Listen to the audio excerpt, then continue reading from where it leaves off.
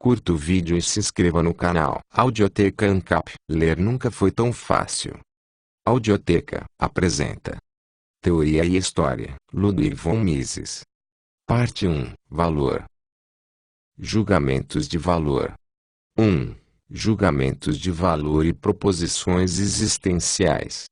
Proposições que afirmam a existência. Proposições existenciais afirmativas, ou a não existência. Proposições existenciais negativas são descritivas. Elas afirmam algo a respeito do estado de todo o universo ou de partes do universo. No que diz respeito a elas, questões de verdade e falsidade são significativas. Elas não devem ser confundidas com julgamentos de valor. Julgamentos de valor são voluntaristas. Exprimem sentimentos, gostos ou preferências do indivíduo que os faz. No que diz respeito a eles, não pode existir qualquer questão de verdade e falsidade. São definitivos e não estão sujeitos a qualquer tipo de prova ou evidência. Julgamentos de valor são atos mentais do indivíduo em questão. Como tal, devem ser amplamente diferenciados das frases através das quais um indivíduo tenta informar outras pessoas sobre o conteúdo de seus julgamentos de valor. Um homem pode ter algum motivo para mentir sobre suas avaliações. Podemos descrever esta situação da seguinte maneira: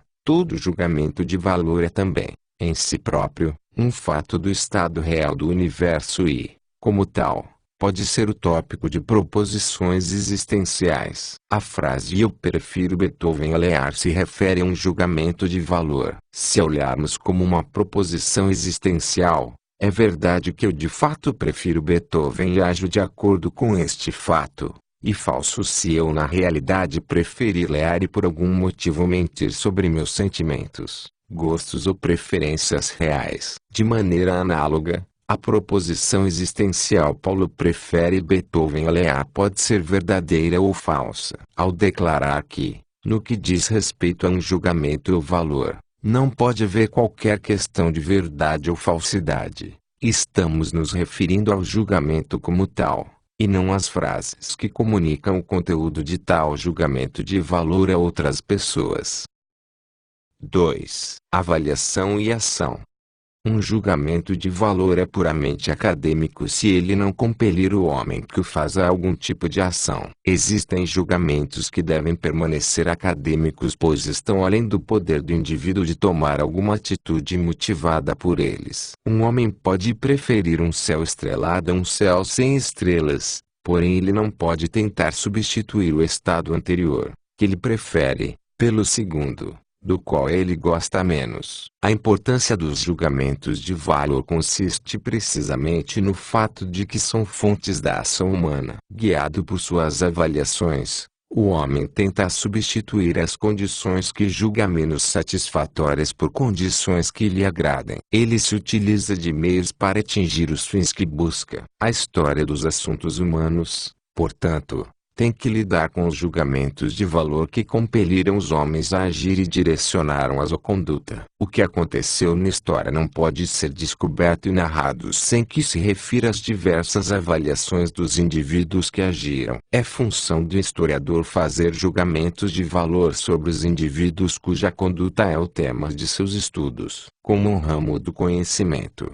a história faz apenas proposições existenciais. Porém estas proposições existenciais muitas vezes se referem à presença ou ausência de julgamentos de valor definitivos nas mentes dos agentes. É uma das tarefas da compreensão específica das ciências históricas estabelecer o que estava contido nos julgamentos de valor dos agentes. É uma tarefa da história, por exemplo, investigar a origem do sistema de castas da Índia até chegar aos valores que motivaram a conduta das gerações que o desenvolveram, aperfeiçoaram e preservaram. E ainda a sua tarefa a descobrir quais foram as consequências deste sistema e como seus efeitos influenciaram os julgamentos de valor das gerações futuras. Mas não cabe ao historiador fazer julgamentos de valor sobre o sistema como tal, louvá-lo ou condená-lo. Ele tem que lidar com a sua relevância para o decorrer dos fatos,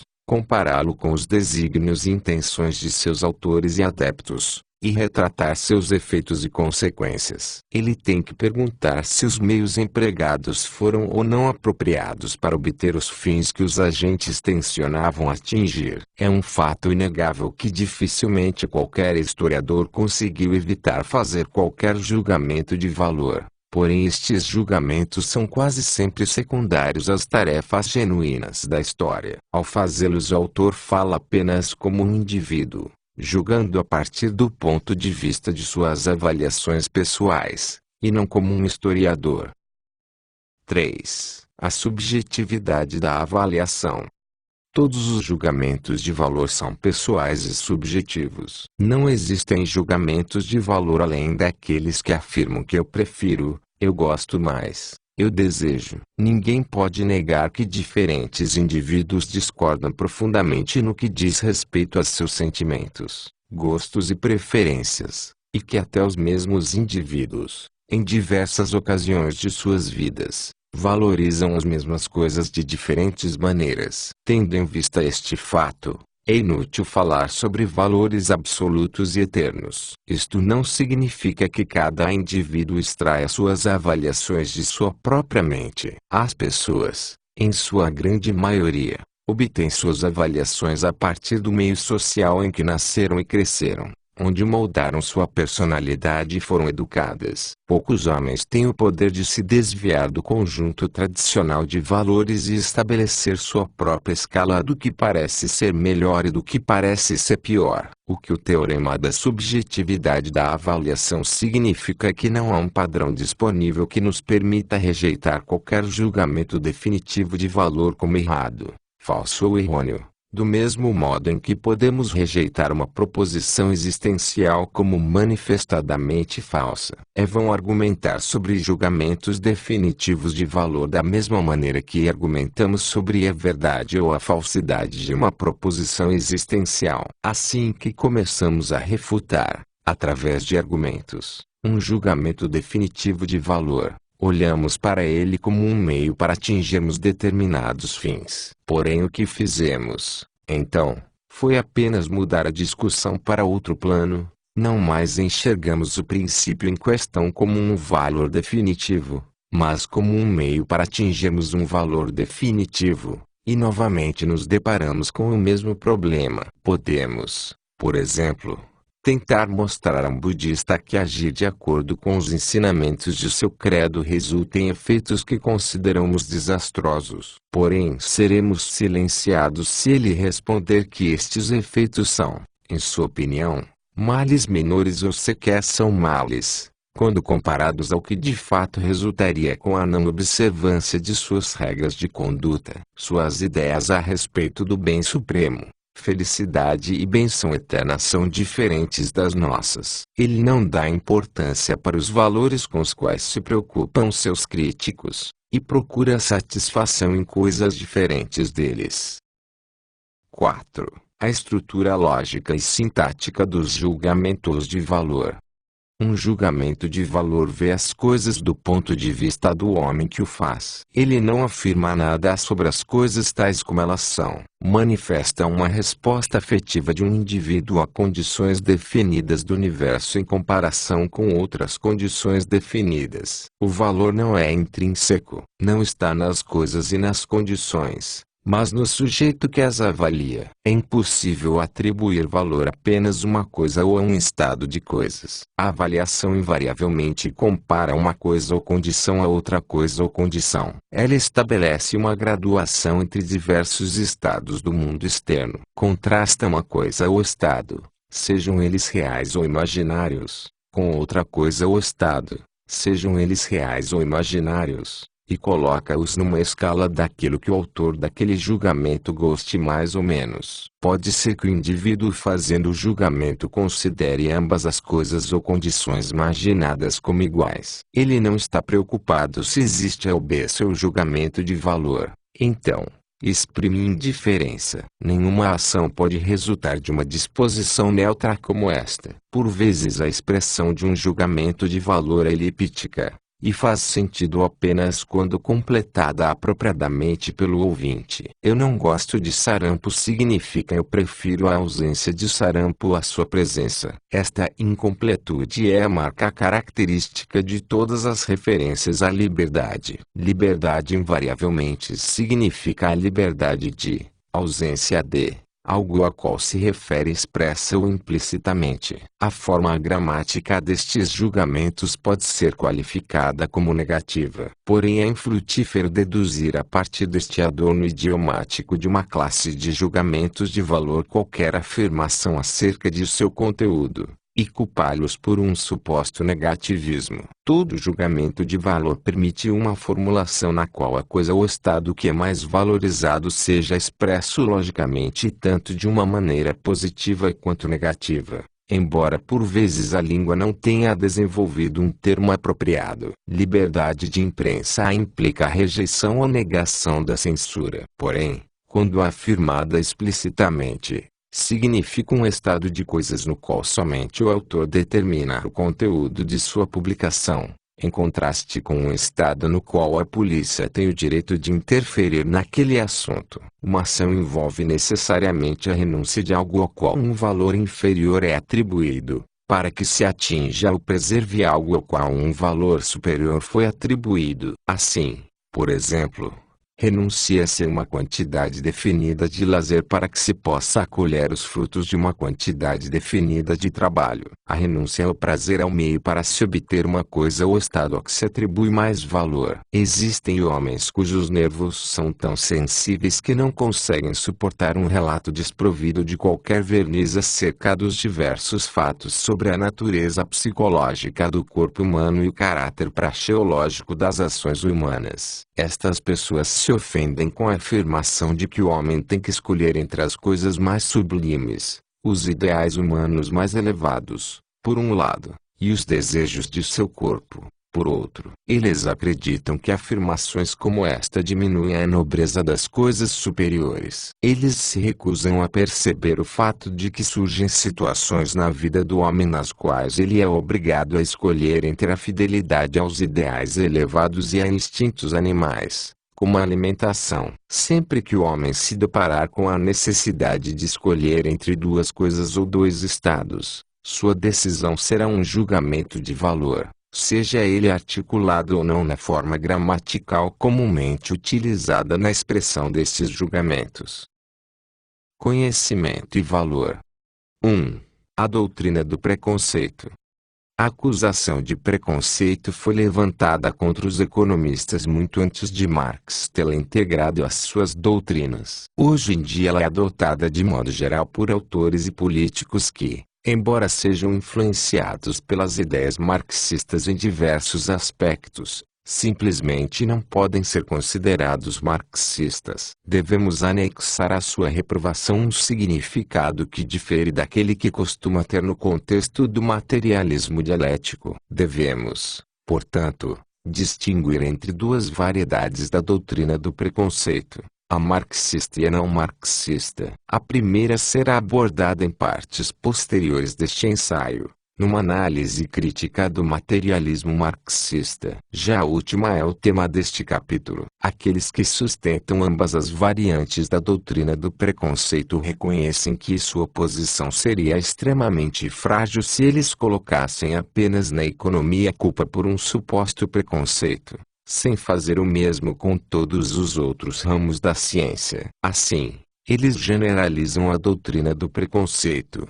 Porém não é necessário examinar aqui esta doutrina generalizada. Podemos nos concentrar em seu cerne, a afirmação de que a economia não é, necessariamente, wert-frei, mas sim manchada por predisposições e preconceitos que têm suas raízes em julgamento de valores. Pois todos os argumentos utilizados para dar apoio à doutrina do preconceito geral também são utilizados nas tentativas de se provar a doutrina do preconceito específico que se refere à ciência econômica. Enquanto alguns dos argumentos que são levantados a favor da doutrina do preconceito específicos são claramente inaplicáveis à doutrina geral, alguns defensores contemporâneos da doutrina do preconceito tentaram associá-la às ideias freudianas. Eles alegam que o preconceito que vem nos economistas não é um preconceito consciente. Os autores em questão não têm consciência de seus prejulgamentos e não procuram intencionalmente resultados que sirvam para justificar suas conclusões anteriores. Desde as profundezas do subconsciente, desejos suprimidos, desconhecidos até para estes próprios pensadores, exercem uma influência perturbadora sobre seu raciocínio e direcionam suas reflexões rumo a resultados que concordam com estes seus desejos e anseios reprimidos. Não importa, no entanto, qual variedade da doutrina do preconceito é apoiada por quem? Cada uma delas está suscetível às mesmas objeções. No que diz respeito ao preconceito, seja ele intencional ou inconsciente, pouco interessa se aquele que faz a acusação não tem a capacidade de demonstrar com clareza qual é a deficiência da doutrina em questão. Tudo o que interessa é se a doutrina é ou não pertinente. Isto deve estar determinado a partir do raciocínio discursivo.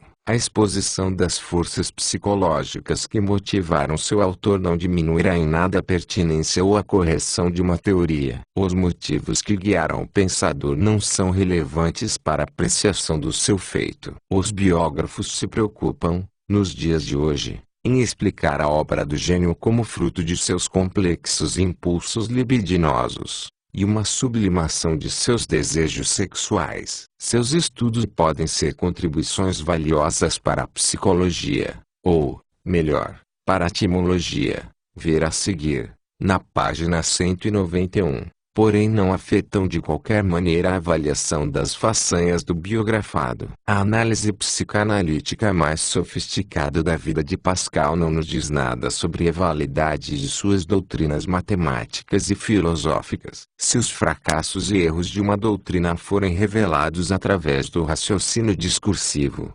historiadores e biógrafos podem tentar explicá-los apontando suas origens nos vieses do autor desta teoria. Porém, se nenhuma objeção convincente puder ser feita contra uma teoria, os motivos que inspiraram seu autor são irrelevantes. Isto se ele, de fato, tiver este viés. Devemos então, no entanto, nos dar conta de que o seu suposto viés produziu teoremas que conseguiram superar com sucesso todas as objeções. A referência ao viés ou preconceito de um pensador não serve como substituto para uma refutação de suas doutrinas através de argumentos convincentes. Aqueles que acusam os economistas de serem preconceituosos apenas mostram que não são capazes de refutar seus ensinamentos através de uma análise crítica. 2. O bem-estar com versus os interesses especiais. As políticas econômicas têm como meta a obtenção de fins específicos. Ao lidar com elas, a ciência econômica não questiona os valores associados a estes fins pelo agente homem. Ela apenas investiga 2 pontos. Primeiro, se as políticas em questão são ou não apropriadas para se obter os fins que aqueles que as recomendam e põem em prática desejam obter. Segundo, se estas políticas não podem porventura produzir efeitos que, do ponto de vista daqueles que as recomendam e as colocam em prática, são indesejáveis. É verdade que os termos com os quais muitos economistas, especialmente aqueles das gerações mais antigas, expressavam o resultado de suas investigações, podiam facilmente ser mal interpretados. Ao lidar com uma política definida, eles adotavam um modo de falar que talvez fosse apropriado do ponto de vista daqueles que consideravam recorrer a ela para obter fins específicos. Exatamente porque os economistas não tinham preconceitos e não ousavam questionar a escolha de fins do agente homem, Eles apresentavam o resultado de sua deliberação como um meio de se expressar que levava em conta as avaliações dos agentes. As pessoas têm como meta fins definidos quando recorrem a uma tarifa ou fixam taxas de salário mínimo. Quando os economistas acreditavam que estas políticas atingiriam os fins que aqueles que as apoiavam tensionavam atingir, eles as chamavam de boas. Assim como um médico chama determinado tratamento de bom porque ele assume que atingirá um determinado fim, a cura do paciente. Um dos mais célebres teoremas formulados pelos economistas clássicos, a teoria dos custos comparativos, de Ricardo, está protegida de todas as críticas, a se julgar pelo fato de que centenas de oponentes fervorosos, ao longo de 140 anos, não conseguiram levantar contra ele qualquer argumento convincente. É muito mais do que uma simples teoria que lida com os efeitos do livre comércio e do protecionismo. É uma tese a respeito dos princípios fundamentais da cooperação humana sobre a divisão de trabalho e a especialização e a integração de grupos vocacionais, sobre a origem e a posterior intensificação dos laços sociais entre os homens e, como tal, deve ser chamada de lei de associação. Ela é indispensável para a compreensão da origem da civilização e do curso da história. Ao contrário das preconcepções populares, ela não afirma que o livre comércio é bom e o protecionismo é ruim. Ela apenas demonstra que o protecionismo não constitui um meio para se aumentar a oferta de bens produzidos. Logo, ela não fala nada sobre a adequabilidade ou inadequabilidade do protecionismo para se atingir outros fins, como, por exemplo, a melhoria das chances de uma nação de defender a sua independência durante uma guerra. Aqueles que acusam os economistas de preconceito se referem à sua suposta avidez em servir aos interesses. No contexto desta acusação, isto se refere à busca egoísta do bem-estar de determinados grupos à custa do bem-estar comum. Deve-se lembrar, no entanto, que a ideia de bem-estar comum no sentido de uma harmonia entre os interesses de todos os membros da sociedade é uma ideia moderna, e que deve sua origem justamente aos ensinamentos dos economistas clássicos. As gerações mais antigas acreditavam que há um conflito irreconciliável de interesses entre os homens e entre os grupos de homens. O ganho de um invariavelmente representará o dano para outros. Nenhum homem consegue lucrar a não ser através da perda de outros. Podemos chamar a este princípio de o dogma de Montaigne, porque, nos tempos modernos, ele foi exposto pela primeira vez por Montaigne. Ele formou a essência dos ensinamentos do mercantilismo e o principal alvo da crítica dos economistas clássicos ao mercantilismo, ao qual se opunham com sua doutrina da harmonia dos interesses no longo prazo, corretamente compreendidos, de todos os membros de uma sociedade de mercado. Os socialistas e intervencionistas rejeitam a doutrina da harmonia de interesses. Os socialistas afirmam que existe um conflito irreconciliável entre os interesses das diferentes classes sociais de uma nação, enquanto os interesses dos proletários exigem a substituição do capitalismo pelo socialismo. Os interesses daqueles que exploram exigem a manutenção do capitalismo. Os nacionalistas declaram que os interesses das diversas nações estão irreconciliavelmente em conflito. É óbvio que o antagonismo de doutrinas tão incompatíveis só pode ser resolvido através do raciocínio lógico. Porém, os oponentes da doutrina da harmonia não estão preparados para submeter seus pontos de vista a esta análise. Assim que alguém critica seus argumentos e tenta comprovar a doutrina da harmonia, eles reclamam do preconceito. O mero fato de que apenas eles,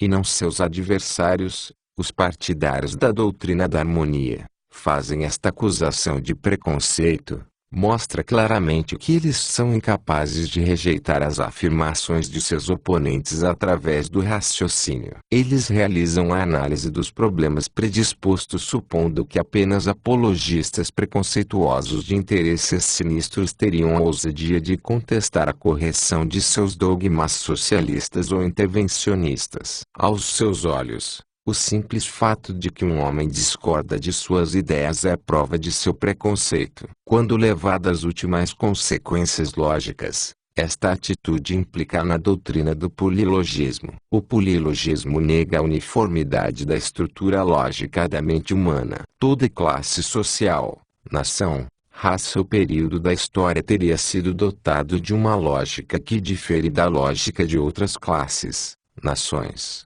raças ou eras. Logo, a economia burguesa é diferente da economia proletária, a física alemã da física de outras nações, a matemática ariana da matemática semita. Não é necessário examinar aqui os princípios básicos dos diversos tipos de polilogismo, pois o polilogismo nunca avançou além da mera declaração de que existe uma diversidade na estrutura lógica da mente. Ele nunca indicou no que exatamente consistiriam essas diferenças. Por exemplo, como a lógica dos proletários seria diferente da lógica da burguesia. Tudo que os defensores do polilogismo fizeram foi rejeitar afirmações concretas referindo-se a peculiaridades não especificadas da lógica de seus autores.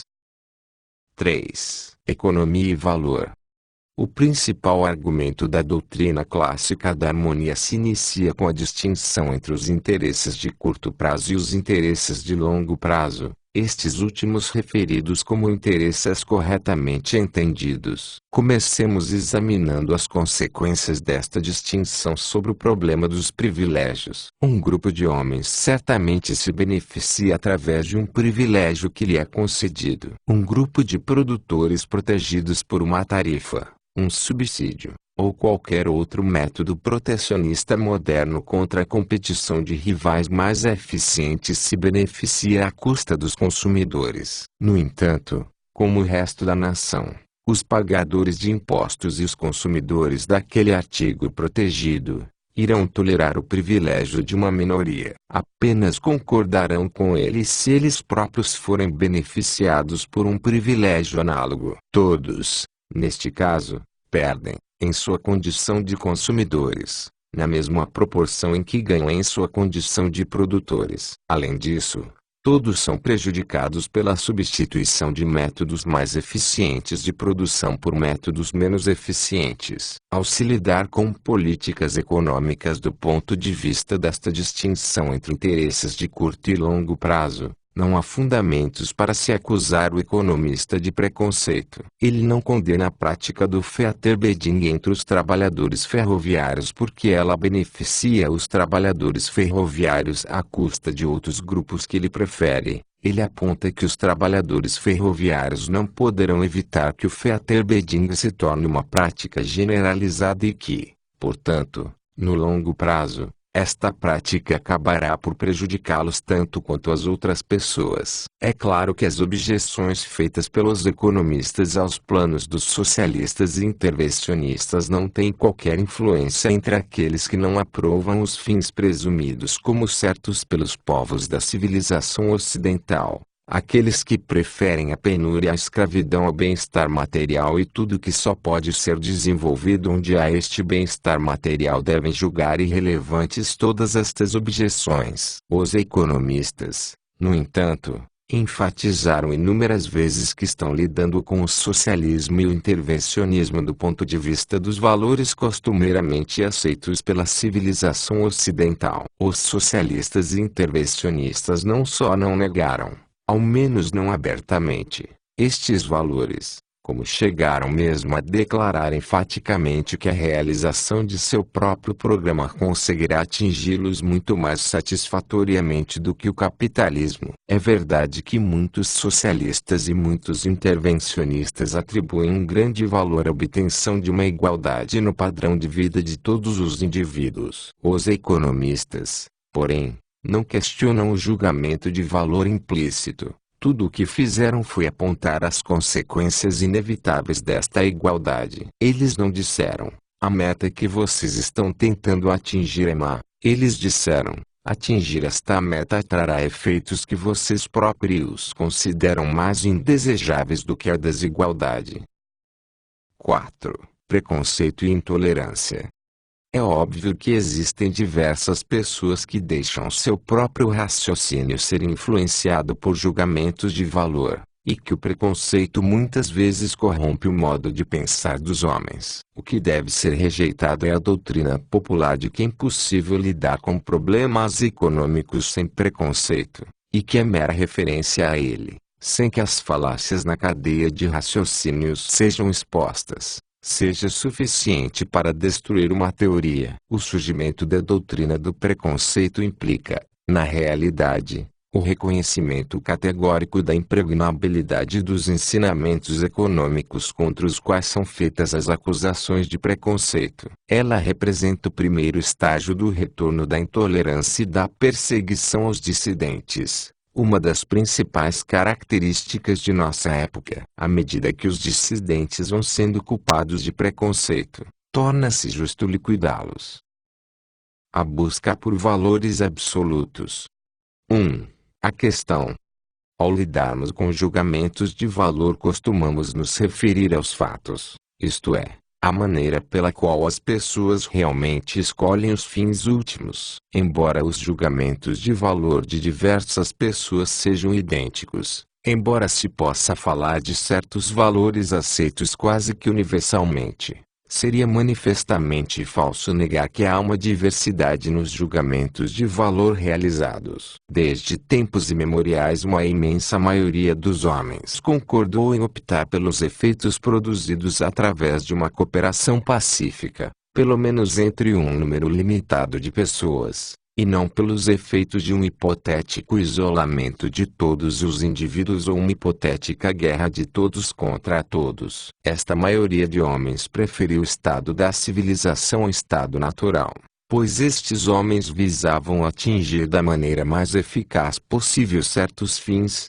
a preservação da vida e da saúde, que, como julgaram corretamente, necessitavam da cooperação social. É um fato conhecido, também, que existiram e existem homens que rejeitaram estes valores e, por consequência, preferiram o solitário de um eremita ao nós dentro de uma sociedade. É óbvio, portanto, que qualquer tratamento científico dos problemas dos julgamentos de valor deva levar em conta o fato de que estes julgamentos são subjetivos e mutantes. A ciência procura saber o que é o universo e formular proposições existenciais que o descrevam tal como ele é. No que diz respeito aos julgamentos de valor, ela não pode afirmar nada além de que eles existem, investigar quais seriam os efeitos das ações realizadas sob a sua influência. Qualquer passo além destes limites equivale a substituir um julgamento pessoal de valor pelo conhecimento da realidade. A ciência e a epistemologia nos ensinam apenas o que é, não o que deveria ser. Esta distinção entre um campo da ciência que lida exclusivamente com proposições existenciais e um campo de julgamentos de valor foi rejeitada pelas doutrinas que sustentam que existem valores absolutos eternos que têm de ser descobertos pela investigação científica e filosófica da mesma maneira que o são as leis da física. Aqueles que apoiam estas doutrinas argumentam que existe uma hierarquia absoluta de valores. Eles tentam definir o bem supremo, afirmam que é admissível e necessário distinguir entre julgamentos de valor verdadeiros e falsos, corretos e incorretos, do mesmo modo que é possível distinguir entre proposições existenciais verdadeiras e falsas, corretas e incorretas. A ciência não estaria restrita à descrição daquilo que existe. Na opinião deles, há um outro ramo da ciência, inteiramente legítimo, a ciência normativa da ética, cuja tarefa é mostrar os verdadeiros valores absolutos e apontar normas para a conduta correta dos homens. O fardo de nossos tempos, de acordo com os partidários desta filosofia, é que as pessoas não reconhecem mais estes valores eternos, e não deixam que seus atos sejam guiados por eles. As condições, segundo eles, eram muito melhores no passado, quando os povos da civilização ocidental eram unânimes na defesa dos valores da ética cristã. Na sequência, abordaremos as questões levantadas por esta filosofia. 2. Conflitos dentro da sociedade.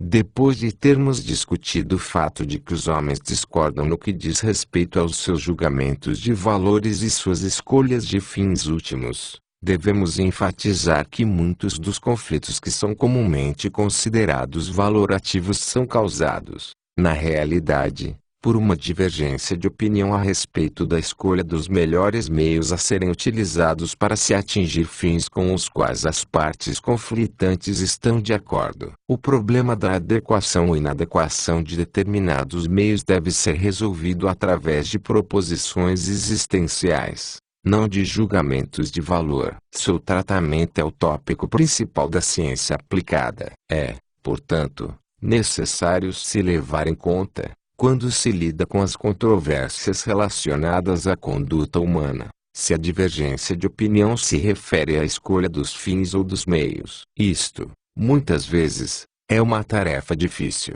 pois o que para algumas pessoas são os fins, para outras são os meios, com exceção do número pequeno, quase desprezível, de eremitas convictos. Quase todas as pessoas concordam em considerar algum tipo de cooperação social entre os homens como o principal meio para se atingir alguns dos fins que têm como meta. Este fato inegável fornece um ponto de partida comum, a partir do qual as discussões políticas entre os homens se tornam possíveis. A unidade espiritual e intelectual de todos os espécimes do Homo sapiens se manifesta no fato de que a imensa maioria dos homens considera a mesma coisa: a cooperação social, a melhor maneira para satisfazer o impulso biológico, presente em todos os seres vivos, de preservar a vida e a saúde do indivíduo e propagar a sua espécie. É lícito descrever esta aceitação quase universal da cooperação social como um fenômeno natural. Ao recorrer a este meio de expressão e ao se afirmar que a associação consciente está de acordo com a natureza humana,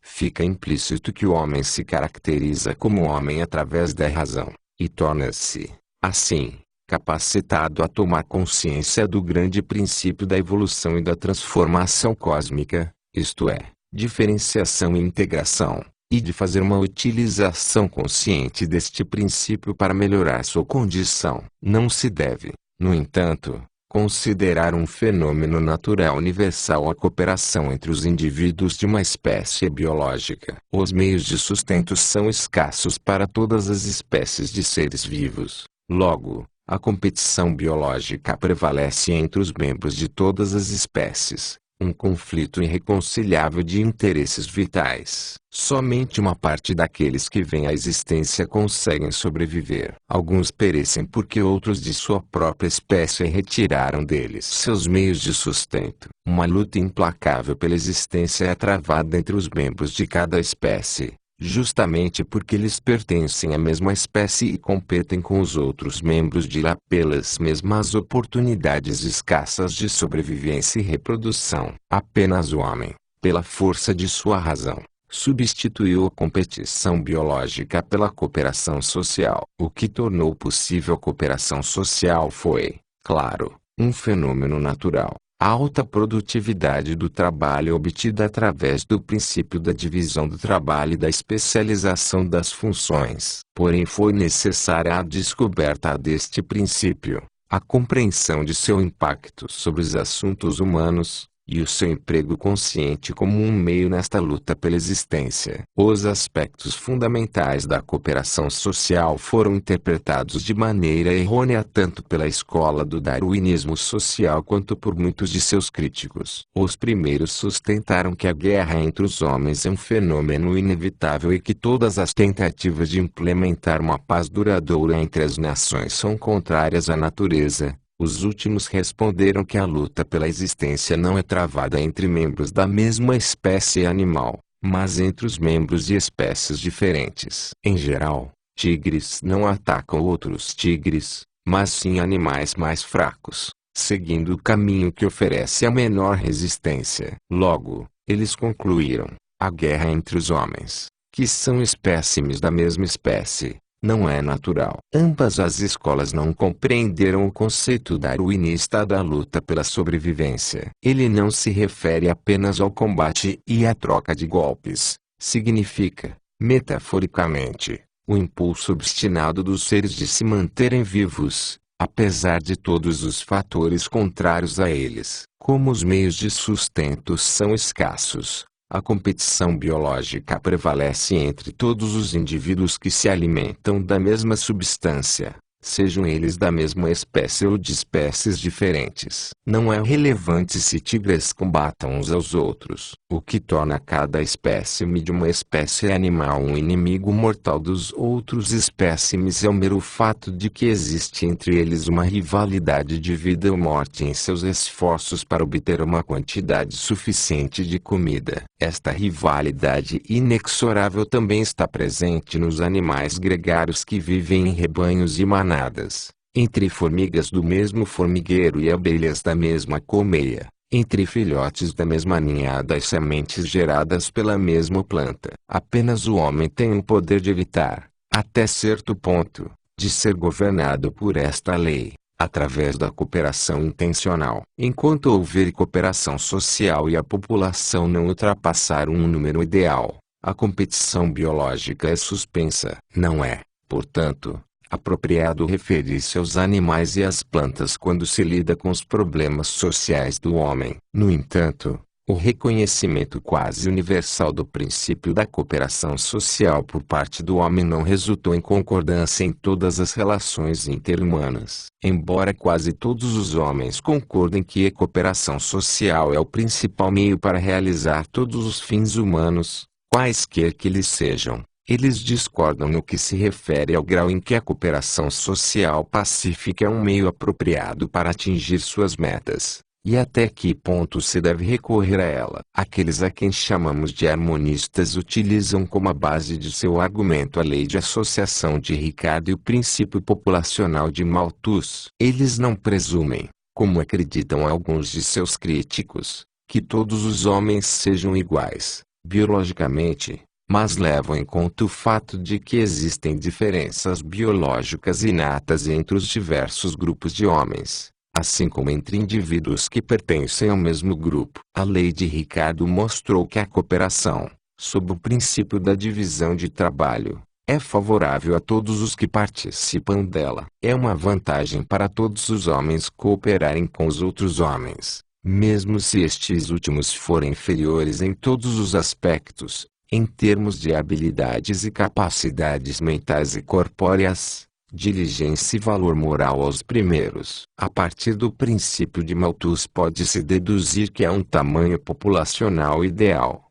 qualquer que seja o estado de oferta de bens de capital e do conhecimento de como se utilizar melhor os recursos naturais. Enquanto a população não ultrapassar estes números, o acréscimo de novos indivíduos melhorará, e não piorará, as condições daqueles que já estão cooperando. Na filosofia dos anti-harmonistas, as diversas escolas de nacionalismo e racismo, pode-se distinguir duas linhas diferentes de raciocínio. Uma delas é a doutrina do antagonismo irreconciliável predominante entre os diversos grupos humanos, como nações ou raças. Segundo os anti-harmonistas, a comunhão de interesses existe apenas entre os membros de um grupo. Os interesses de cada grupo e de cada um de seus membros são implacavelmente opostos aos interesses de todos os outros grupos e de cada um de seus membros. Logo, é natural que exista um estado perpétuo de guerra entre estes diferentes grupos. Este estado natural de guerra de cada grupo contra todos os outros grupos pode,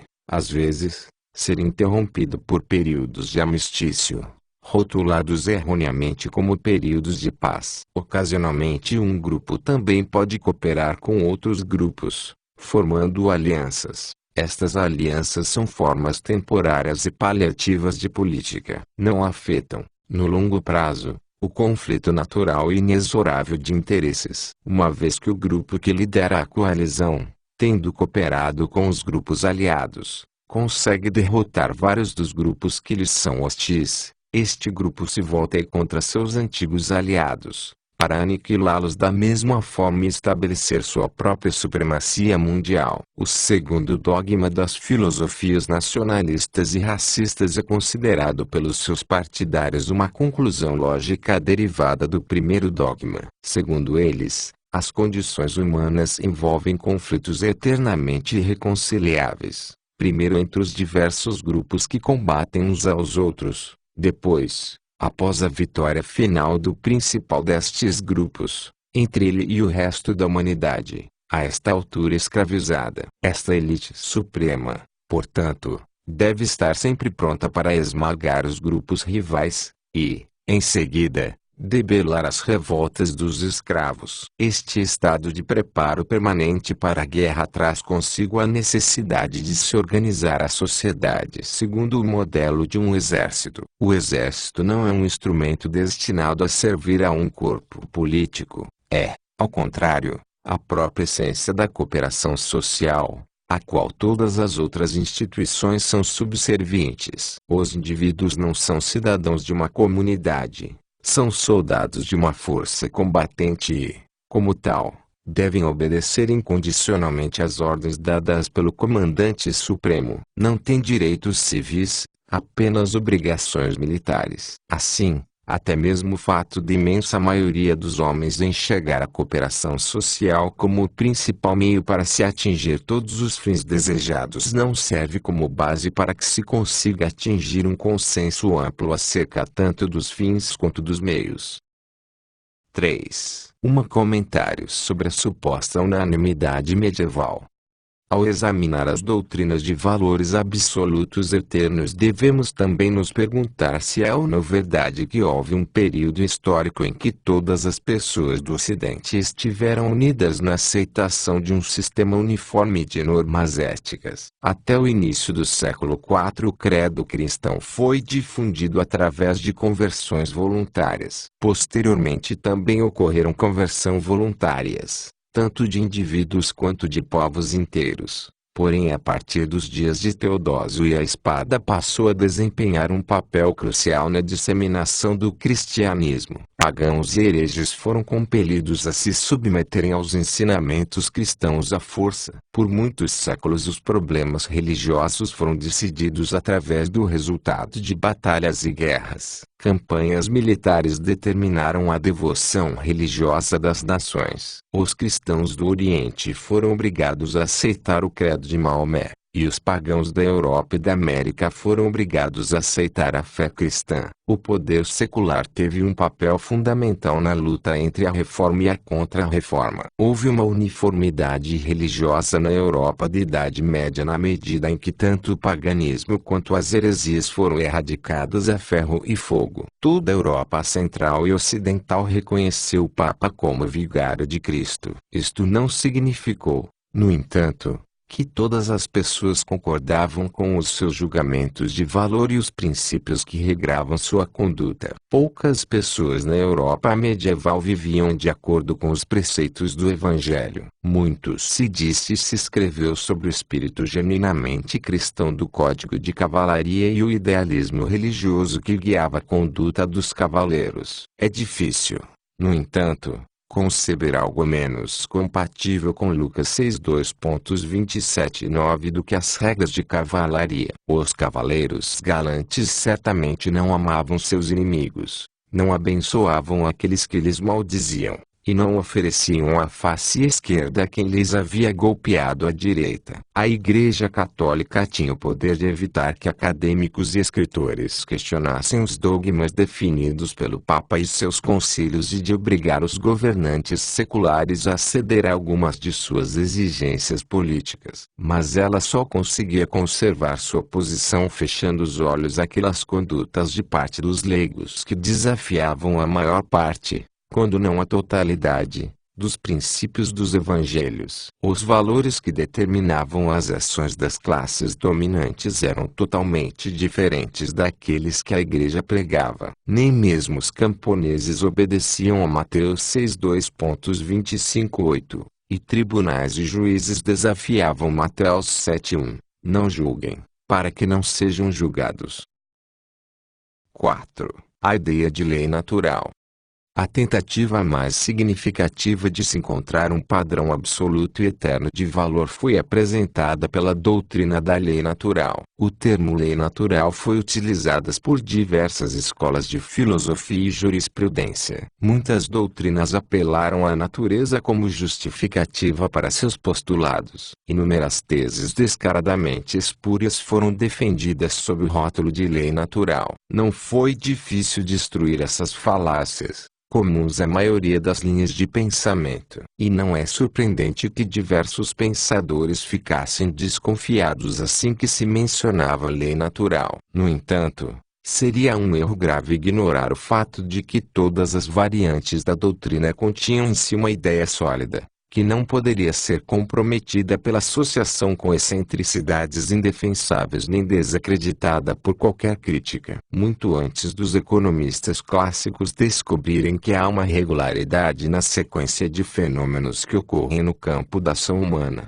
os defensores da lei natural já tinham uma vaga noção deste fato inexorável. A partir da diversidade estarrecedora de doutrinas apresentadas sob a rubrica de lei natural surgiu finalmente um conjunto de teoremas que cavilação alguma jamais poderá invalidar. Primeiro, existe a ideia de que há uma ordem das coisas, fornecida pela natureza, a qual o homem deve ajustar suas ações se ele quiser ser bem-sucedido. Segundo, os únicos meios disponíveis ao homem para a percepção desta ordem são o raciocínio e o pensamento, e nenhuma instituição social existente está isenta de ser examinada e avaliada pelo raciocínio discursivo. Terceiro, não existe um padrão para se avaliar qualquer modo de ação, seja de indivíduos ou de grupos de indivíduos, além daquele que examina os efeitos de tal ação. Levada até suas últimas consequências lógicas,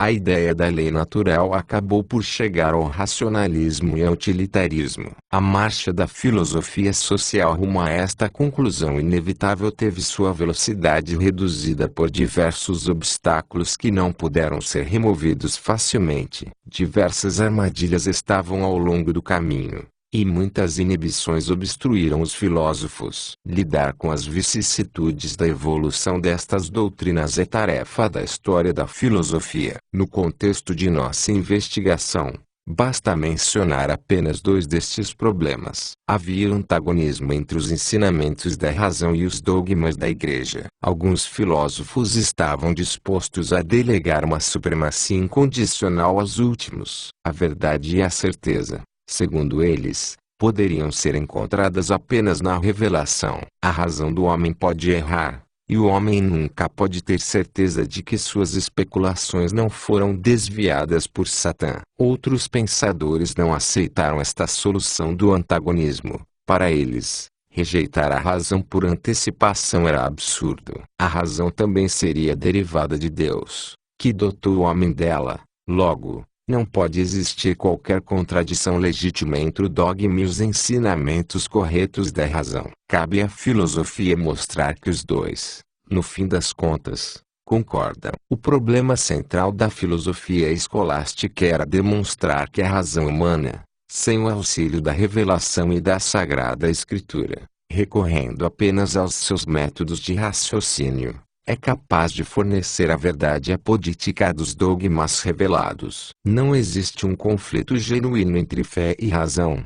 A lei natural e a lei divina não discordam. Essa maneira de lidar com o assunto, no entanto, não elimina o antagonismo. Ela apenas o desloca para outro campo. O conflito deixa de ser um conflito entre a fé e a razão, e passa a ser entre a filosofia atomista e outros modos de filosofar. Podemos deixar de lado dogmas genuínos como a criação, a encarnação, a trindade, já que eles não têm qualquer relação direta com os problemas das relações interhumanas. Mas muitas questões ainda permanecem, a cujo respeito a maioria, se não todas, as igrejas e denominações cristãs não estão preparadas para ceder ante o raciocínio secular e uma avaliação do ponto de vista da utilidade social. Assim, o reconhecimento da lei natural por parte da teologia cristã era unicamente condicional. Referia-se a um tipo específico de lei natural, que não se opunha aos ensinamentos de Cristo da maneira como cada uma destas igrejas e denominações os interpretou. Não reconhecia a supremacia da razão,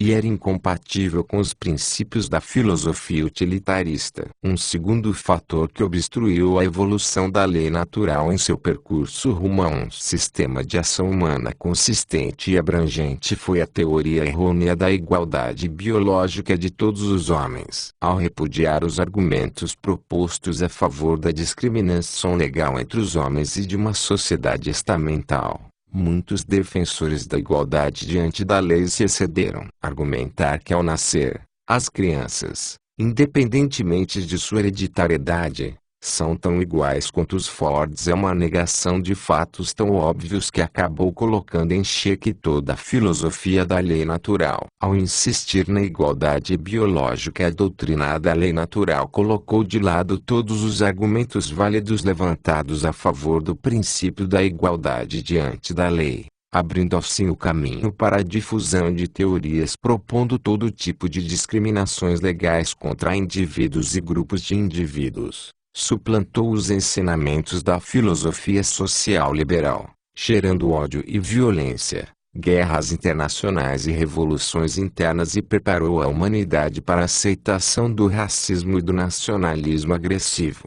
O principal mérito da noção da lei natural foi a sua rejeição da doutrina, por vezes chamada de positivismo legal, segundo a qual a fonte fundamental do direito estatutário deriva do poder militar superior do legislador, que está em condições de submeter à força a todos aqueles que desafiarem os seus decretos. A lei natural ensinou que as leis estatutárias podem ser leis más, e colocou em contraste estas leis más, leis boas, às quais atribuiu uma origem natural ou divina. Porém era uma ilusão negar que o melhor sistema de leis não pode ser posto em prática a menos que ele conte com o apoio e seja posto em prática por uma supremacia militar. Os filósofos fecharam seus olhos diante de fatos históricos evidentes. Recusaram-se a admitir que as causas que consideravam justas puderam progredir apenas porque seus partidários derrotaram os defensores das causas más. A fé cristã deve seu sucesso a uma longa série de campanhas e batalhas vitoriosas, desde diversas batalhas entre Césares e imperadores romanos rivais até as campanhas que abriram o Oriente para as atividades dos missionários. A causa da independência americana triunfou porque as tropas britânicas foram derrotadas pelos insurgentes e pelos franceses. É uma triste verdade, mas Marte está do lado de grandes batalhões, não de boas causas. Sustentar a opinião contrária implica a crença de que um conflito armado é um julgamento por combate em cujo desfecho Deus sempre concede a vitória aos defensores da causa justa. Esta opinião, no entanto, anularia todos os fundamentos da doutrina da lei natural, cuja ideia básica era de contraste com as leis positivas, promulgadas e postas em prática por aqueles que detêm o poder, uma lei superior embasada na natureza mais interior do homem. No entanto, todas estas deficiências e contradições da doutrina da lei natural não nos devem impedir de reconhecer a sensatez de seu núcleo. Escondidas sob uma pilha de ilusões e preconceitos um tanto arbitrários estava a ideia de que cada lei válida de um país estava sujeita ao exame crítico da razão, acerca de qual padrão deveria ser utilizado neste exame. Os antigos representantes da escola tinham apenas noções vagas. Eles referiam-se à natureza, e relutavam em admitir que o padrão definitivo de bem ou mal deve ser descoberto nos efeitos produzidos por uma lei. O utilitarismo havia finalmente completado a evolução intelectual inaugurada pelos sofistas gregos. Mas nem o utilitarismo nem qualquer uma das variantes da doutrina da lei natural podiam ou foram capazes de encontrar uma maneira de eliminar o conflito entre os julgamentos antagonísticos de valor. É inútil enfatizar que a natureza é o árbitro derradeiro do que é certo e o que é errado. A natureza não revela com clareza seus planos e intenções ao homem. Logo, o apelo à lei natural não põe um ponto final na disputa. Ele apenas substitui a discórdia no que diz respeito às interpretações da lei natural pela discórdia no que diz respeito aos julgamentos de valor. O utilitarismo, Por outro lado, não lida de maneira alguma com objetivos finais e julgamentos de valor. Ele, invariavelmente, se refere apenas aos meios. 5. Revelação. A religião revelada deriva a sua autoridade e sua autenticidade da comunicação da vontade do Ser Supremo ao homem. Ela dá aos seus fiéis uma certeza inquestionável. No entanto, as pessoas têm inúmeras discordâncias acerca do conteúdo da verdade revelada, bem como a sua interpretação correta, ortodoxa. Apesar de toda a grandiosidade, majestade e sublimidade do sentimento religioso, existem conflitos irreconciliáveis entre as diversas fés e credos. Mesmo que a unanimidade pudesse ser atingida, no que tange à autenticidade histórica e confiabilidade da revelação, o problema da veracidade das diversas interpretações exegéticas continuaria a existir. Todas as fés alegam possuir a certeza absoluta, mas nenhuma facção religiosa conhece alguma maneira pacífica que faça os dissidentes renunciarem voluntariamente ao seu erro e adotarem o credo verdadeiro. Se pessoas de fés diferentes se encontrarem para uma discussão pacífica sobre suas diferenças, não conseguirão encontrar um ponto em comum para o seu colóquio além da afirmação: pelos seus frutos os conhecereis. Este artifício utilitarista, no entanto, não tem qualquer utilidade enquanto os homens discordarem sobre o padrão a ser aplicado quando os efeitos forem julgados. O apelo religioso a valores eternos absolutos não eliminou os julgamentos conflitantes de valor, ele apenas resultou em guerras religiosas. 6. Intuição ateística. Outras tentativas de se descobrir um padrão absoluto de valores, que não utilizavam como referência uma realidade divina, foram feitas, rejeitando enfaticamente todas as religiões tradicionais, e reivindicando para seus ensinamentos o epíteto de científicos. Diversos autores tentaram substituir as antigas fés por uma nova. Alegaram saber exatamente o que o poder misterioso que guia toda a transformação cósmica tem guardado para a humanidade. Decretaram um padrão absoluto de valores. O bem é aquilo que funciona de acordo com a orientação que este poder quer que a humanidade siga. Todo o resto é o mal. No seu vocabulário, progressivo é sinônimo de bom e reacionário de mal. O progresso inevitavelmente triunfará sobre a reação porque é impossível para os homens desviar o curso da história da direção prescrita pelo plano do primeiro movente misterioso. Esta é a metafísica de Karl Marx, a fé do auto-intitulado progressismo contemporâneo. O marxismo é uma doutrina revolucionária. Ela declara expressamente que o desígnio do primeiro movente será obtido através da guerra civil. Ele deixa implícito que no fim das batalhas destas campanhas a causa justa, isto é, a causa do progresso, sairá vitoriosa, e então todos os conflitos que envolvem julgamentos de valor desaparecerão. A eliminação de todos os dissidentes estabelecerá a supremacia inconteste dos valores eternos absolutos. Esta fórmula para a solução de conflitos de julgamentos de valor certamente não é nova. É um artifício conhecido e praticado desde tempos imemoriais. Matem os infiéis, queimem os hereges. O que é novo é apenas o fato de que hoje em dia ele é vendido ao público sob o rótulo de ciência. 7. A ideia de justiça.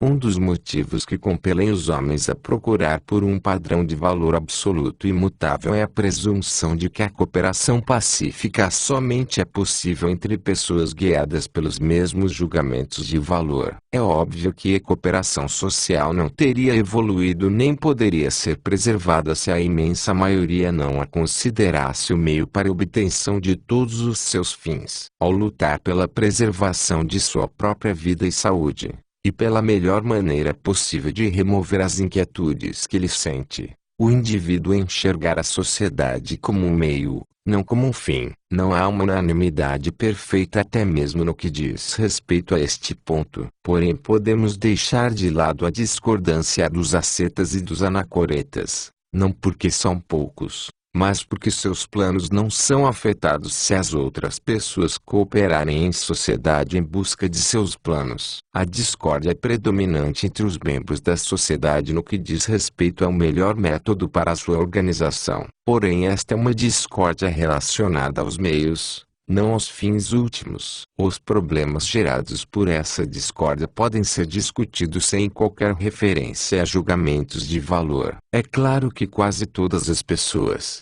guiadas pelo meio através do qual se lida tradicionalmente com preceitos éticos, repudiam categoricamente essa explicação da questão. As instituições sociais, segundo elas, devem ser justas. É abjeto julgá-las apenas de acordo com a sua aptidão para atingir determinados fins, por mais desejáveis que estes fins possam ser de qualquer outro ponto de vista. O que importa, em primeiro lugar, é a justiça. A formulação extrema desta ideia pode ser encontrada na célebre frase: Fiat justitia, pereat mundus. Seja feita a justiça, mesmo que isso destrua o mundo. A maior parte dos defensores deste postulado da justiça rejeita essa máxima como extravagante, absurda e paradoxal. Mas ela não é mais absurda, apenas mais chocante, do que qualquer outra referência a uma noção arbitrária de justiça absoluta. Ela mostra claramente as falácias dos métodos aplicados na disciplina da ética intuitiva. O método desta semiciência normativa era derivar certos preceitos a partir da intuição, e lidar com eles como se adotá-los como guia de ação não afetasse a obtenção de quaisquer outros fins considerados desejáveis. Os moralistas não se preocupam com as consequências inevitáveis da realização de seus postulados. Não precisamos discutir a atitude das pessoas para quem apelar à justiça é manifestamente um pretexto, escolhido consciente ou inconscientemente, para disfarçar seus interesses de curto prazo, nem expor a hipocrisia em noções improvisadas de justiça como estas, presentes em conceitos populares como de preços e salários justos. Os filósofos que, em seus tratados de ética, atribuíram o valor supremo à justiça e utilizaram o critério da justiça a todas as instituições sociais não são os culpados por este engodo. Eles não apoiaram preocupações grupais egoístas afirmando que apenas elas eram justas, certas e boas, e mancharam o nome de todos os dissidentes retratando-os como apologistas de causas injustas. Eram platonistas, que acreditavam que existe de fato uma ideia perene de justiça absoluta e que é a obrigação do homem organizar todas as instituições humanas de acordo com este ideal. A percepção de justiça é concedida ao homem através de uma voz interna, isto é, através da intuição. Os defensores desta doutrina não perguntaram quais seriam as consequências da realização destes planos que chamaram de justos. Eles presumiram, silenciosamente, que estas consequências seriam benéficas ou que a humanidade estaria fadada a aguentar as consequências tão dolorosas da justiça. Estes professores da moral deram ainda menos atenção ao fato de que as pessoas podem discordar, e de fato discordam, no que diz respeito à interpretação desta voz interna, e que é impossível descobrir qualquer método de acomodação pacífica destas diferenças de opinião. Todas estas doutrinas éticas foram incapazes de compreender que, fora dos laços sociais e antes, temporal e logicamente, da existência da sociedade, nunca houve nada a que possa ser dado o epíteto de justo. Um indivíduo hipoteticamente isolado,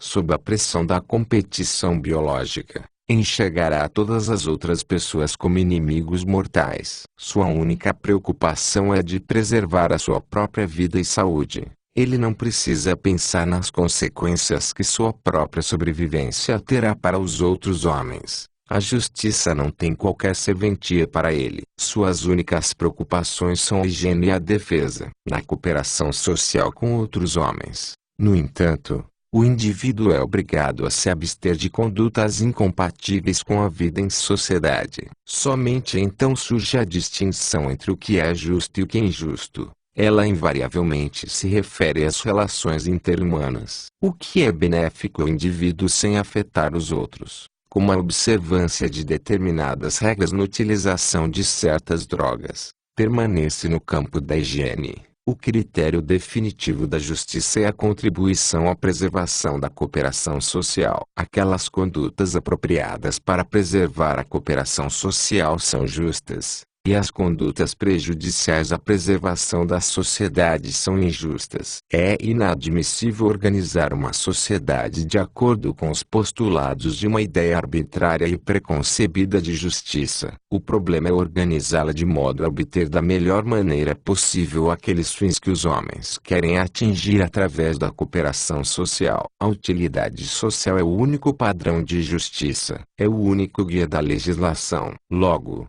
não há conflitos irreconciliáveis entre o egoísmo e o altruísmo, entre a economia e a ética, entre as preocupações do indivíduo e as da sociedade. A filosofia utilitarista e seu melhor subproduto, a economia, reduziram estes aparentes antagonismos à oposição entre interesses de curto prazo e interesses de longo prazo. A sociedade não poderia ter existido ou sido preservada sem uma harmonia entre os interesses corretamente entendidos de todos os seus membros. Só há uma maneira de se lidar com todos os problemas da organização social e a conduta dos membros da sociedade, a saber, o método aplicado através da praxeologia e da economia. Nenhum outro método pode contribuir de qualquer maneira para a elucidação destas questões. O conceito de justiça, tal como empregado pela jurisprudência, se refere à legalidade, isto é, a legitimidade do ponto de vista dos estatutos válidos de um país. Ele se refere à justiça de legislata. A ciência do direito nada tem a dizer de legiferenda,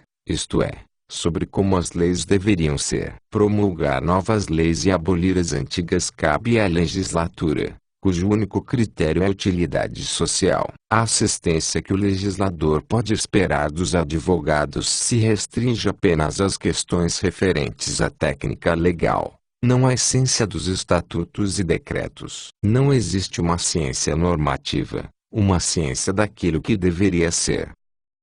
8. A doutrina utilitarista reafirmada.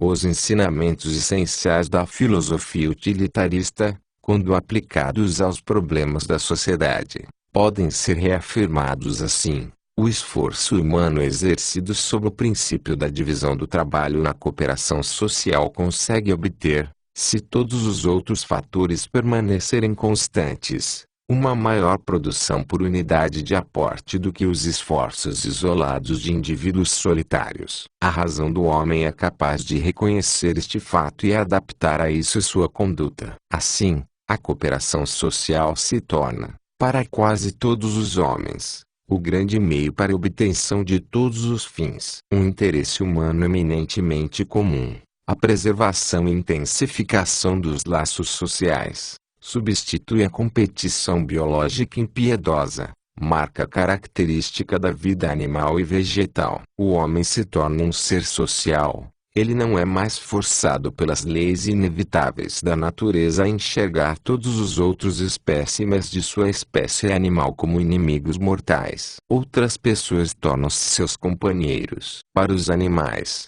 a geração de cada novo membro da espécie significa o surgimento de um novo rival na luta pela vida. Para o homem, até que se atinja o tamanho ideal de uma população, isso significa, pelo contrário, uma melhoria, e não um prejuízo, em sua busca pelo bem-estar material. Apesar de todas as suas conquistas sociais, o homem continua sendo, em sua estrutura biológica, um mamífero. Suas necessidades mais urgentes são alimentação, calor e abrigo. Apenas quando estas necessidades estiverem satisfeitas ele poderá se preocupar com outras preocupações, peculiares à espécie humana e, por consequência, chamadas especificamente de necessidades humanas ou superiores. Do mesmo modo, a satisfação destas depende, via de regra, ou pelo menos até certo ponto, da disponibilidade de diversas coisas materiais tangíveis. Como a cooperação social é,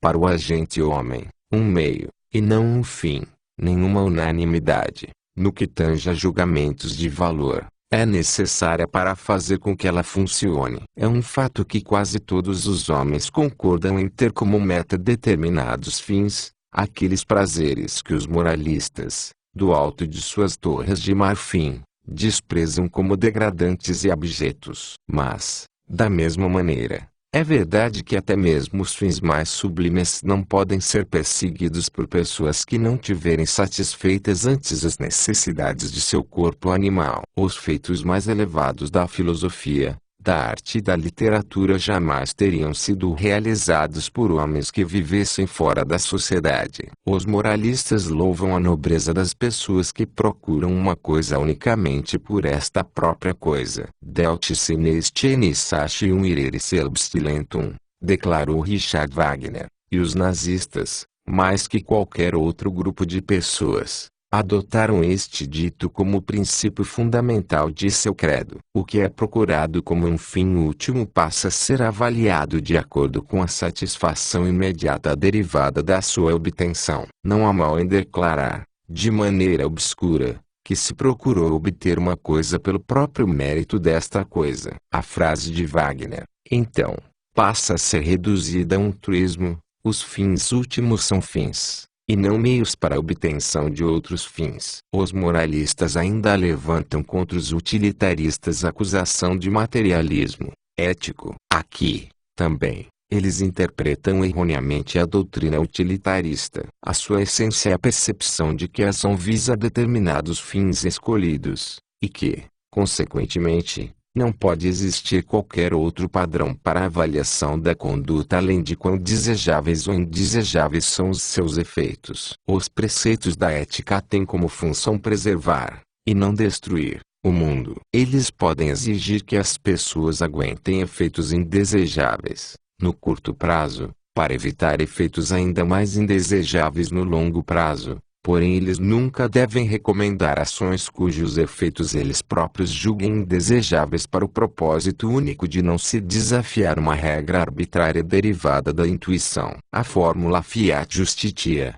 Pereat Mundus é então destruída, por ser pura tolice. Uma doutrina ética que não leva em conta todos os efeitos da ação é uma mera fantasia. O utilitarismo não ensina que as pessoas devem se empenhar apenas em obter o prazer sensual. Embora ele reconheça que a maior parte, ou ao menos muitas, das pessoas se comportam assim, tampouco ele incorre em julgamentos de valor. Através do seu reconhecimento de que a cooperação social é, para a imensa maioria, um meio de obter todos os seus fins, ela dissipa a noção de que a sociedade, o Estado, a nação, ou qualquer outra entidade social, é o fim último, e que os indivíduos são escravos daquela entidade. Ele rejeita as filosofias do universalismo, coletivismo e totalitarismo. Neste sentido, é apropriado descrever o utilitarismo como uma filosofia do individualismo. A doutrina coletivista não consegue reconhecer que a cooperação social é, para o homem, um meio de atingir todos os seus fins. Presume que um conflito irreconciliável predomine entre os interesses do coletivo e dos indivíduos, e neste conflito ela fica incondicionalmente ao lado da entidade coletiva. Somente o coletivo tem uma existência real. A existência dos indivíduos é condicionada pela existência do coletivo. O coletivo é perfeito e não pode fazer nada de errado. Os indivíduos são ignóbeis e intransigentes. Sua obstinação deve ser freada pela autoridade a quem Deus ou a natureza deram o poder de conduzir os assuntos da sociedade. As autoridades, nas palavras do apóstolo Paulo, foram instituídas por Deus. Elas foram instituídas pela natureza ou pelo fator sobre-humano que rege o curso de todos os eventos cósmicos, afirma o coletivista ateu. Duas questões surgem, imediatamente. Primeiro, se fosse verdade que os interesses do coletivo e dos indivíduos fossem implacavelmente opostos um ao outro, como poderia a sociedade funcionar? Deve-se presumir que os indivíduos seriam impedidos à força de recorrer a uma rebelião aberta. Mas é impossível presumir que a sua cooperação ativa poderia ser mantida através da mera compulsão. Um sistema de produção no qual o único incentivo ao trabalho é o medo da punição não tem como durar. Foi este fato que fez com que a escravidão desaparecesse como sistema de administração da produção. Segundo, se o coletivo não é um meio através do qual os indivíduos atingem seus fins, se o florescimento do coletivo exige dos indivíduos sacrifícios que não são maiores do que as vantagens advindas da cooperação social, o que instiga o defensor do coletivismo a colocar as preocupações da precedência coletiva acima dos desejos pessoais dos indivíduos. Há algum argumento que possa ser feito a favor desta exaltação do coletivo, além de julgamentos pessoais de valor? Obviamente, os julgamentos de valor de todos são pessoais. Se um homem atribui um valor maior às preocupações do coletivo do que às suas outras preocupações, e age de acordo, isto é problema dele. Enquanto os filósofos coletivistas agirem desta maneira, nenhuma objeção poderá ser feita contra eles. Mas o seu argumento é diferente. Eles elevam seus julgamentos pessoais de valor à dignidade de um padrão absoluto de valor. Incitam outras pessoas a deixar de atribuir valores de acordo com suas próprias vontades e a adotar incondicionalmente os preceitos ao qual o coletivismo atribui uma validade eterna absoluta. A futilidade e a arbitrariedade do ponto de vista coletivista se tornam ainda mais evidentes quando nos lembramos de que os diversos partidos coletivistas competem pela lealdade exclusiva do indivíduo, ainda que utilizem a mesma palavra para o seu ideal coletivista.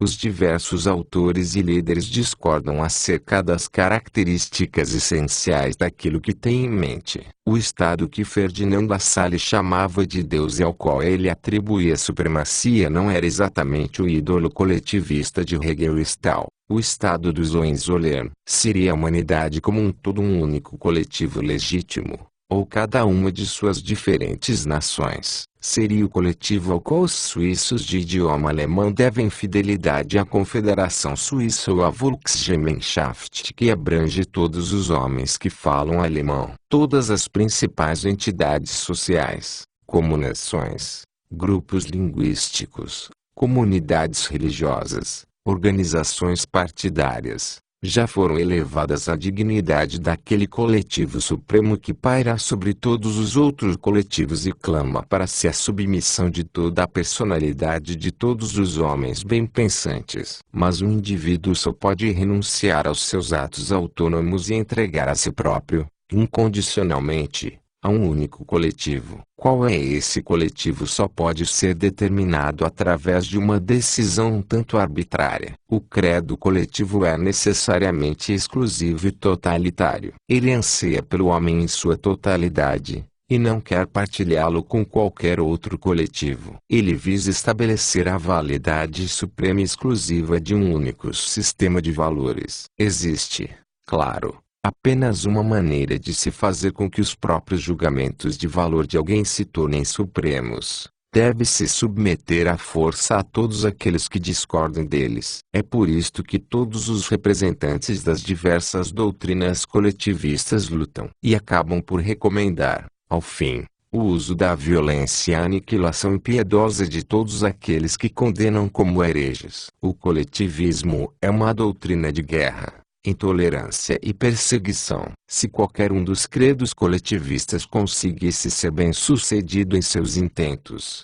todas as pessoas, com exceção do grande ditador, seriam privadas de sua qualidade humana essencial, tornar-se-iam meros peões sem alma, nas mãos de um monstro. O traço característico de uma sociedade livre é que ela consegue funcionar a despeito de seus membros discordarem em diversos julgamentos de valor. Na economia de mercado, as atividades comerciais não servem apenas à maioria, mas também às diversas minorias, com a condição de que não sejam demasiadamente pequenas, no que diz respeito aos bens econômicos necessários para satisfazer seus desejos especiais. Publicam-se tratados filosóficos, embora poucas pessoas os leiam, e as massas prefiram outros livros, ou nenhum, caso se presuma que haverá um número suficiente de leitores para cobrir os seus custos. 9. Sobre os valores estéticos. A busca por padrões absolutos de valor não se limita ao campo da ética. Ela também se refere aos valores estéticos. Na ética, há uma base comum para a escolha de regras de conduta, contanto que as pessoas concordem em considerar a preservação da cooperação social o principal meio de se obter todos os fins. Assim, praticamente qualquer controvérsia acerca das regras de conduta se refere aos meios, e não aos fins. É, portanto, possível avaliar estas regras a partir do ponto de vista de sua adequação ao funcionamento pacífico da sociedade. Até mesmo os partidários mais rígidos de uma ética intuicionista acabam por recorrer a uma avaliação de conduta a partir do ponto de vista de seus efeitos sobre a felicidade humana. O mesmo não ocorre com julgamentos estéticos de valor. Neste campo não há mesmo a concordância, como ocorre no que diz respeito ao ponto de vista de que a cooperação social é o principal meio para a obtenção de todos os fins. Todas as discordâncias aqui invariavelmente envolvem julgamentos de valor, e nenhuma delas tem relação com a escolha de meios para a realização de um fim com o qual todos concordam. Não há como se reconciliar julgamentos conflitantes. Não há um padrão através do qual se possa determinar que um veredito que diga isto me agrada seja mais correto que outro que diga isto não me agrada. A infeliz propensão a hipostasiar diversos aspectos do pensamento e das ações humanas gerou tentativas de se definir a beleza, e aplicar então este conceito arbitrário como medida. Não existe, no entanto, uma definição aceitável de beleza além de aquilo que agrada. Não existem normas de beleza, e não existe uma disciplina normativa de estética. Tudo que um crítico profissional de arte e literatura pode falar, além de observações históricas e técnicas, é que ele gosta ou não de uma obra. A obra pode fazer com que ele teça comentários e reflexões profundas. Seus julgamentos de valor, no entanto, continuarão a ser pessoais e subjetivos, e não afetarão, necessariamente, os julgamentos de outras pessoas. Uma pessoa com discernimento observará com interesse o que um autor inteligente fala sobre as impressões que uma obra de arte lhe provocou. Mas cabe ao arbítrio de cada homem determinar se ele deixará seu próprio julgamento ser influenciado pelo julgamento de outros homens, por mais primorosos que eles sejam. A apreciação da arte e da literatura pressupõe certa disposição e suscetibilidade por parte do público. O gosto é inato apenas para alguns poucos. Os outros devem cultivar a sua aptidão para esta apreciação. Existem muitas coisas que um homem deve aprender e viver para se tornar um connoisseur. No entanto, por mais que um homem possa se destacar como um especialista bem informado, seus julgamentos de valor continuarão a ser pessoais e subjetivos. Os críticos mais eminentes, bem como os mais célebres escritores, poetas e artistas, discordavam enormemente em suas opiniões sobre as obras-primas mais famosas. Apenas pedantes afetados podem conceber a ideia de que existem normas absolutas que dizem o que é belo e o que não é. Eles tentam extrair de obras do passado um código de regras que, segundo sua própria fantasia, os escritores e artistas do futuro devem obedecer. O gênio, no entanto, não colabora com o esperto. 10. A importância histórica da busca por valores absolutos. A controvérsia a respeito de valores não é uma disputa escolástica que interessa apenas a acadêmicos bizantinos. Ela lida com questões vitais da vida humana. A visão de mundo que foi destituída pelo racionalismo moderno não tolerava julgamentos de valor discordantes. Uma mera discordância era considerada uma provocação insolente, um insulto mortal aos próprios sentimentos do outro. Seguiam-se então prolongadas guerras religiosas. Embora ainda reste algum grau de intolerância, fanatismo e desejo de perseguição em assuntos religiosos, dificilmente a paixão religiosa desencadeará guerras no futuro próximo. O espírito agressivo de nossos tempos vem de outra fonte.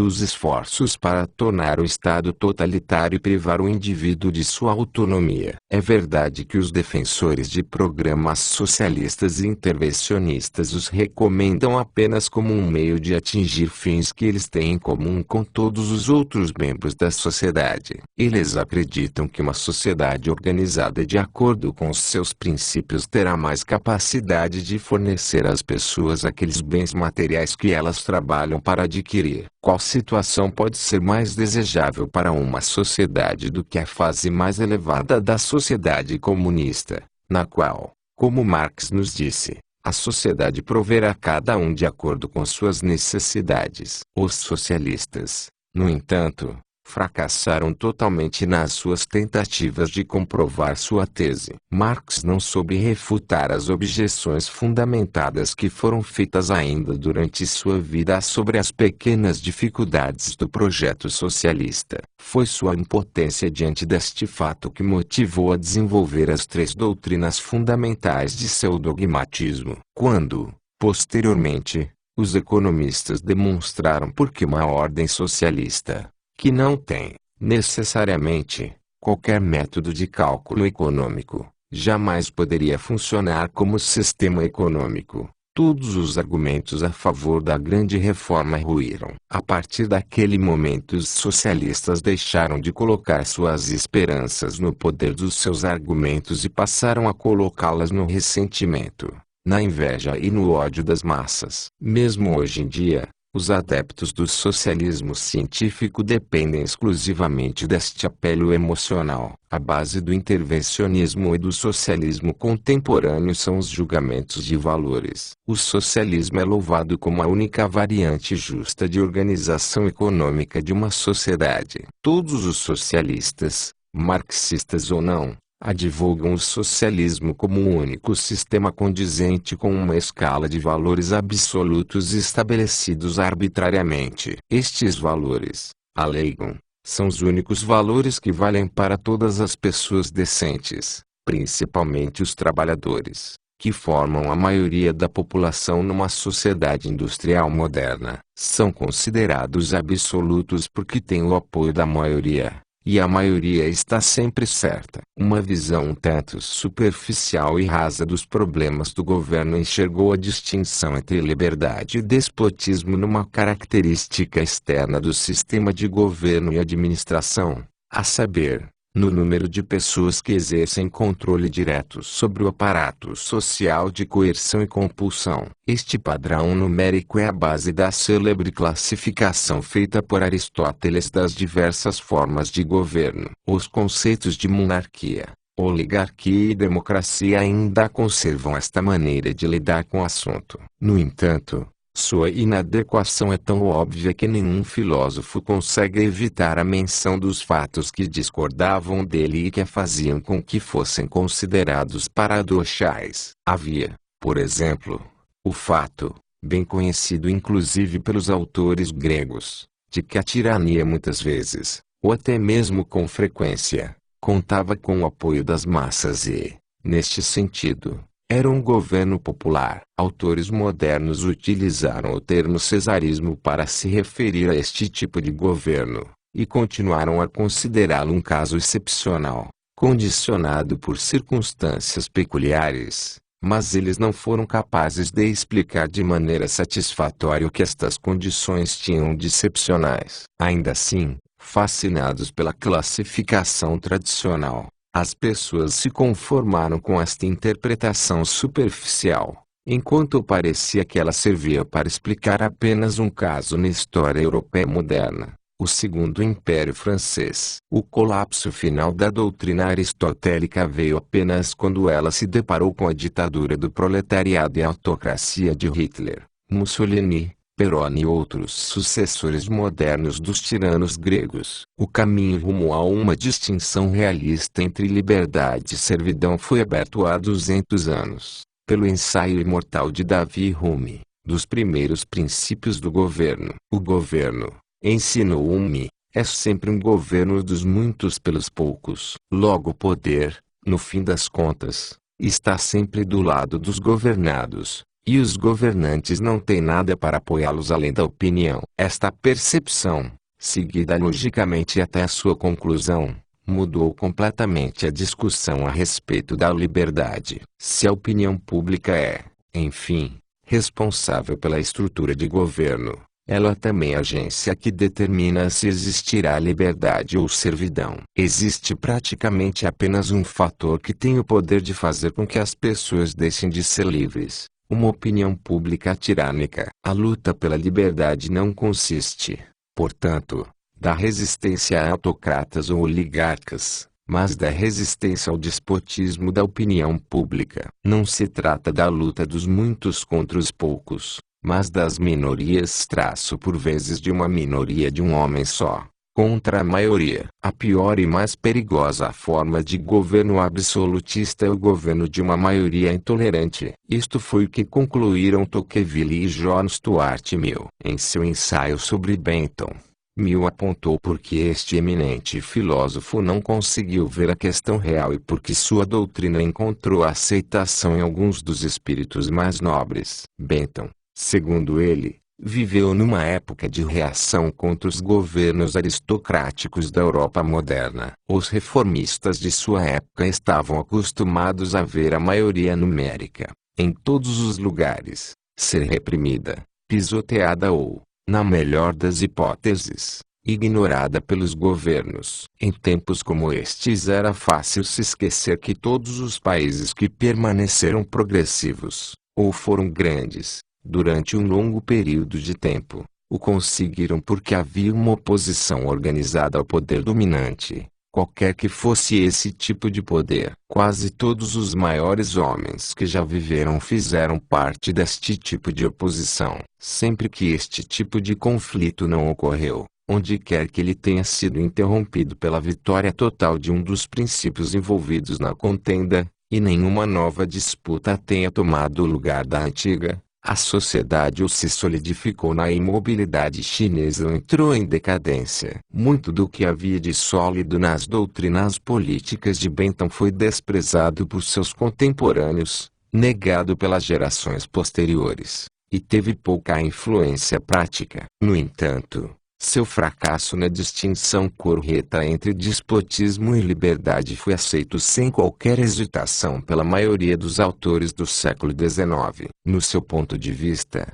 a verdadeira liberdade significava o despotismo desenfreado da maioria, sem ter a capacidade de pensar logicamente, e ignorando tanto a teoria quanto a história igual. Os tão admirados autores progressistas abriram mão da ideia essencial do iluminismo, a liberdade de pensamento, expressão e comunicação. Nem todos eles eram tão francos quanto Comte Lenin, mas todos, ao declarar que a liberdade significava apenas o direito de dizer as coisas certas, e não também o direito de dizer as coisas erradas, praticamente transformaram as ideias de liberdade de pensamento e expressão no seu oposto. Não foi o sílabo do Papa Pio IX que abriu o caminho para o retorno da intolerância e da perseguição aos dissidentes. Foram os escritos dos socialistas. Após um triunfo efêmero da ideia de liberdade, a servidão voltou, disfarçada como consumação e conclusão da filosofia de liberdade,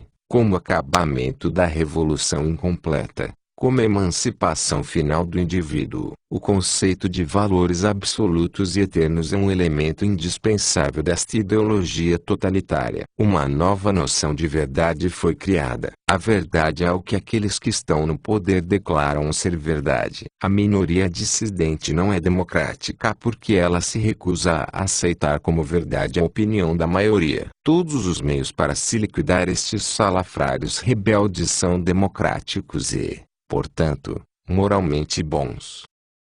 A negação da avaliação.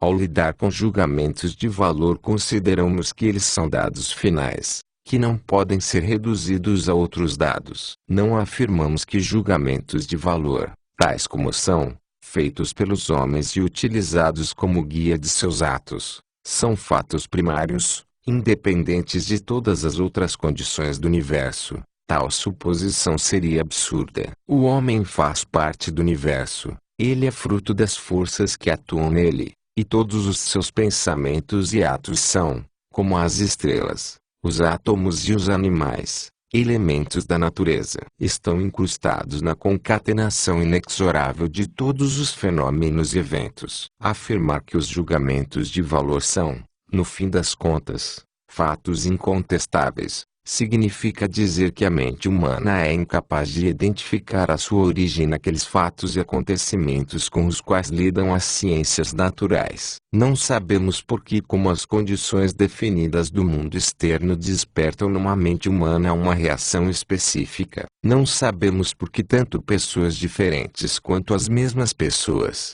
em diversas ocasiões ao longo de suas vidas, reagem de maneiras diferentes aos mesmos estímulos externos. Não temos como descobrir a ligação necessária entre um evento externo e as ideias que ele produz no interior da mente humana. Para esclarecer esta questão, devemos agora analisar as doutrinas que apoiam a opinião contrária. Lidaremos com todos os tipos de materialismo,